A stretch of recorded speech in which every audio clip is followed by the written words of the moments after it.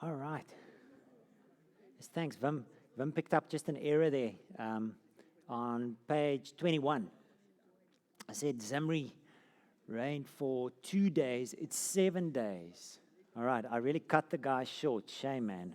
He actually served out a whole week. Sorry about that. Yes. Yeah, it's long enough to sort of settle in, get comfortable on the throne. Unpack the suitcases, yeah. All right, let's jump into it then.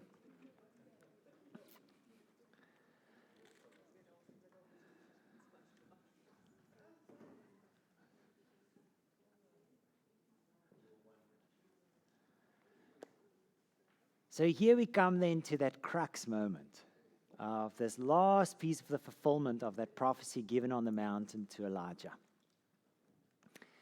And just where did it all start off? Jehoshaphat was the good king in Judah, the godly man.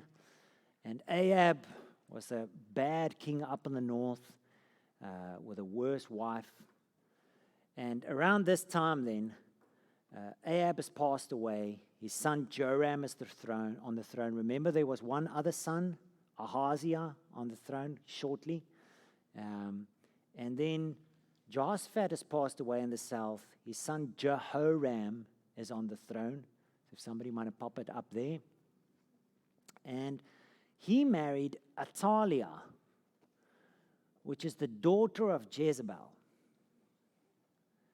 And that then kicks off this whole story. Now suddenly, down at the south, this woman who is pushing Baal worship, who is killing the prophets of God, up in the north, has a daughter with the same heart married to the king in the south. Jehoram didn't live very long. When he passed away, his boy Ahaziah, the next one up here, became king. And interesting, Athaliah's son is named after her brother, Ahaziah, who passed away up in the north. Joram's brother, remember? So now suddenly we've got the names even sort of intermingling. It's a real family thing going on over here. Around this time then, the Lord spoke to Elisha, and he sent off a servant of his, one of the school of the prophets. And it says, go up into the north, and there the army of Israel is the army of Judah is helping the army of Israel in a battle. And Jehu, a son of Jehoshaphat, is one of the commanders of Judah's army up there. And he gives the instruction to this prophetic guy, and he says, go up there and go into a private room alone with Jehu, anoint him as king of Israel, and then open the door and run for your life. Now I can understand why Elijah didn't want to do this. It seems like Elisha doesn't want to do this. They're sending a young chap and say, go. Do you feel like a risk? And sure enough, he arrives there and he says, Commander, I've come to speak to you in private. And Jehu replies, which one of us? There's a few commanders of the army. He says, you, Jehu, son of Jehoshaphat. And they go into a room alone. And there he pours the oil on him and he says, the Lord says, you are anointed as king of Israel. And then he obeys the word, he opens the door and he runs. And these commanders outside the room sees this guy opening the door, running. And when Jehu comes out, they say, what was this about? What was his message? And he shrugs it off. He says, nah, it's nothing. And then they notice the oil running down his head. They say, that was not nothing. Tell us, what did he have to say? He says, the Lord anointed me as the king of Israel. And quickly, all those guys take off their robes and they spread it down under his feet. They recognize him as king. And so he says, if you truly recognize me as king, then come with me to Jezreel. Now, Joram at that time was injured in the battle that they were busy, and he was recovering from his wounds in Jezreel. Interestingly, Ahaziah was also up there with his uncle in Jezreel. And here Jehu comes, the uncle of Ahaziah, marching with his troops to Jezreel. And some spies on the wall are looking out. They say, "Oh, there's a man coming on a horse over there, accompanied by some other men." And Joram gives the command and says, "Send out one of the troops. Go and find out what he's coming for. Is he coming in peace or not?" And so he comes there to Jehu, and he says, "The king asked, 'Are you coming in peace or not?' And Jehu says, 'What do you have to do with peace? Get in behind me.'" Guy falls on behind him. So the watcher on the wall says, "He's not coming back. Send out another man." This guy comes to Jehu as well and says, "Do you come in peace or not?" He says, "What do you have to do with peace? Get in behind me." At this time, the watcher on the wall is saying, "The one in the front drives like a madman.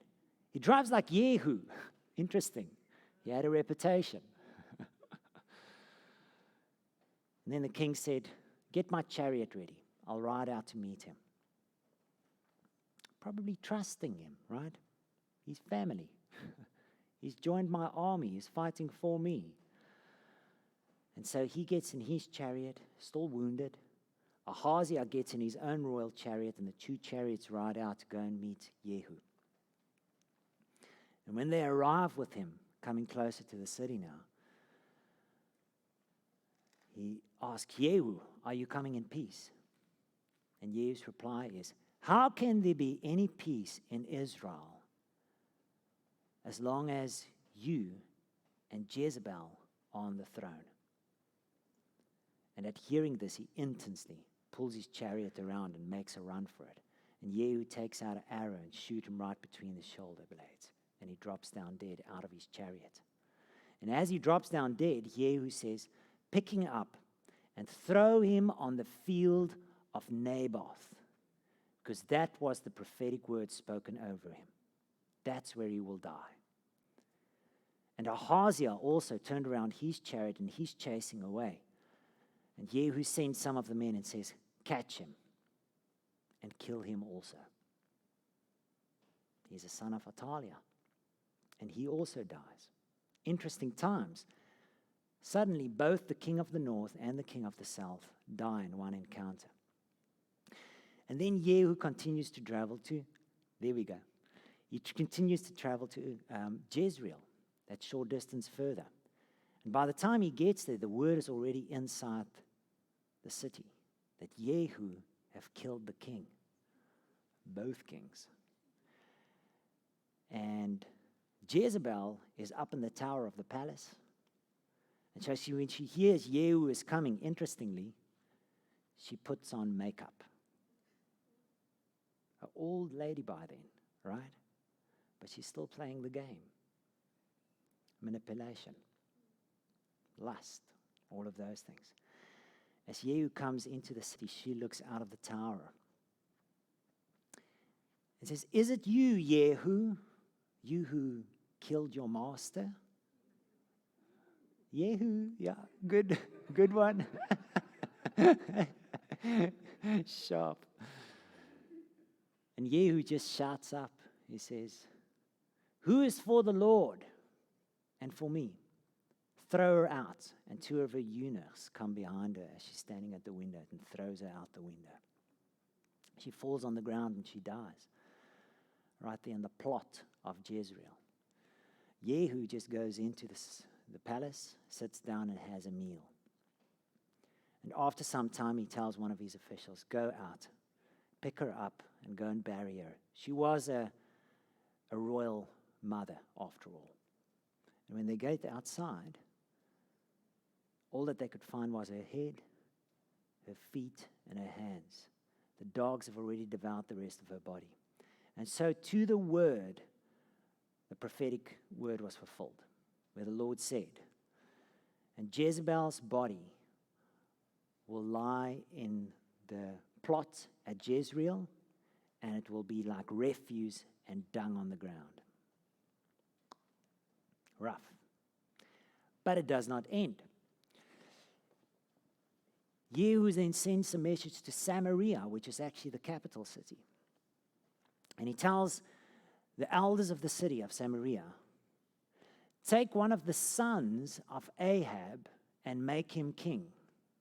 Interesting. Eh? And they then send a message back with baskets, with all of the heads of 70 of Ahab's sons killed to Jezreel. He says, take the heads and pack them in 2 piles outside the city gate. And the next day when he comes out, he meets the elders of Samaria and he says, I was the one who conspired against the king. I killed the king. I'm guilty. But who killed all of these? I did not tell you to do this. See, the Lord is fulfilling his prophetic word, spoken over Ahab and over his family. Interesting. He's saying it's not just me. It's not just me doing this. This is the Lord working. You guys were used by the Lord to fulfill the word that's spoken as much as I was. And so he says, but now you will see my passion for the fervor of the Lord. And they're traveling now towards Samaria. And he says, I will organize a massive Baal festival like held never before in the land of Israel. And he sends out the word. He says, this is a royal festival for Baal, a festival like never before. Command every Baal priest to come to this festival because I'm going to bring great sacrifices to Baal. And all of them are gathered. On the way to this festival, to Samaria, he meets a company of 42 people who are relatives of Atalia, Ahaziah's friends back in the south. And as they come here, unbeknown to what has happened just now, they meet him on the road and he says, who are you? He says, no, we're relatives of Ahaziah. We've come to visit him in the royal palace. And he says, all right, off with your heads. All of them killed. It's just blood flowing left and right. Then he comes to Samaria and this massive festival is organized and they're all packed into this temple of Baal. And he commands his men, you guys guard the doors. If one person leaves this place alive, I will personally hold you responsible and you will pay with your life. So they're standing at the doors, and at the appointed time, he says, when I bring the sacrifice, you shut the doors, and you rush in from the doors in, and you kill every single one of them. But he goes about it in such a smart way. He says, come on, out of the palace, bring royal clothes and give it to all of these Baal priests. Dress them up for the festival. New robes, beautiful, everybody dressed up. And they're all happy inside, and suddenly it's death. All of them gone. And so through Jehu, there's a complete turnaround in the nation up in the north. Up until now, it's been a downward spiral completely. But through this man's fervor for the Lord, it turns around. And because of that, the Lord gives him a prophetic word and says, on your throne, from your line, there will be 4 kings reigning on the throne of Israel. Unfortunately, though, the sin of Jeroboam still continued. With all of his fervor for the Lord, seeing all of these prophetic words fulfilled through him, receiving a throne that he never should have received at all, he still never turned away from worshiping at those 2 idols in Dan and Beersheba. It still continued, sadly. And that's why the word of the Lord is limited to 4. God says, I see what you've done, but I also see what you're busy doing. This will not continue. And so now, it's, all 3 of them ticked. And what's amazing for me is that it's done in a way that we could never see it coming. Eh? What the Lord has said has taken place. It's for me one of the most encouraging pictures out of the Kings. That a prophetic word is spoken and you don't know how it's going to take place. But in its perfect timing, the Lord does exactly what he said he will do. And it very seldom comes about in the way that we would have predicted, because it's His doing. It's His doing and not ours. Okay? Great encouragement. Really a great encouragement. Yeah. Shall we now go and have lunch? Let's go do that thing. Nah, I think Tian's prayer was